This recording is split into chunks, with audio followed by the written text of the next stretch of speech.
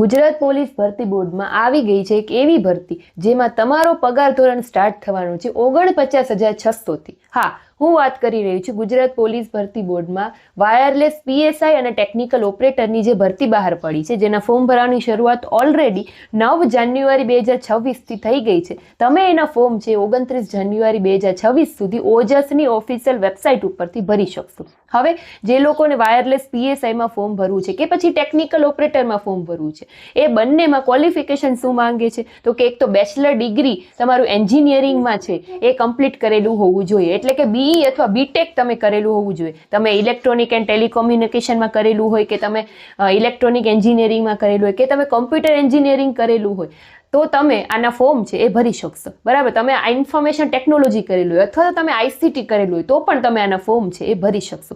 એજ લિમિટની જો વાત કરું તો 35 વર્ષથી વધારે તમારી એજ ના આવી જોઈએ। બાકી જે રિઝર્વેશન કેટેગરી વાળાને છૂટછાટ મળે છે એ પીડીએફમાં મેન્શન કરેલું છે। પગાર ધોરણની મેં જેમ વાત કીધી છે, એ લોકો વાયરલેસ પીએસઆઈમાં ફોર્મ ભરશે એ લોકોનો પગાર રહેવાનો છે 49,600 પ્રથમ 5 વર્ષ માટે, અને જે લોકો ટેકનિકલ ઓપરેટરમાં ફોર્મ ભરવાના છે એ લોકોનો પ્રથમ 5 વર્ષ માટે પગાર રહેવાનો છે 40,800। તો બહુ સારામાં સારો પગાર કહેવાય। જે લોકોને ફોર્મ ભરવાના છે ભરવાનું સ્ટાર્ટ કરી દેજો। એક્ઝામ પેટર્ન પણ આમાં કહી દીધી છે, એટલે કે આમાં ડાયરેક્ટ તમારી એમસીક્યુ એક્ઝામ લેવાશે। ટોટલ 200 માર્ક્સનું પેપર હશે, 200 પ્રશ્ન હશે, એમસીક્યુ જ હશે। પાર્ટ એ અને પાર્ટ બી।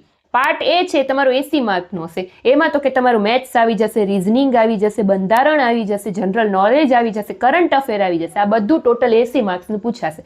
અને પાર્ટ બી છે એ 120 માર્કનો હશે, એમાં તમારું જે ટેકનિકલ નોલેજ છે એટલે કે તમારું જે એન્જિનિયરિંગને લગતું જે કાંઈ પણ ક્વેશ્ચન છે, જેમ કે કોમ્પ્યુટર એન્જિનિયરિંગ છે કે પછી ઇલેક્ટ્રોનિક એન્જિનિયરિંગ છે, એના જે કંઈ ક્વેશ્ચન છે એ બધું 120 માર્કમાં પૂછાશે। ડિટેલમાં સિલેબસ છે પીડીએફમાં મેન્શન કરેલો છે, એક વખત ત્યાંથી ચેક કરી લેજો। હવે આ જે પાર્ટ એ અને પાર્ટ બી છે ને, બંનેમાં તમારે ઓછામાં ઓછા 40% મેળવવા ફરજિયાત થશે, એના ઉપરથી તમારું મેરિટ બનશે। એટલે આખો સિલેબસ પહેલા એક વખત ચેક કરી લેજો।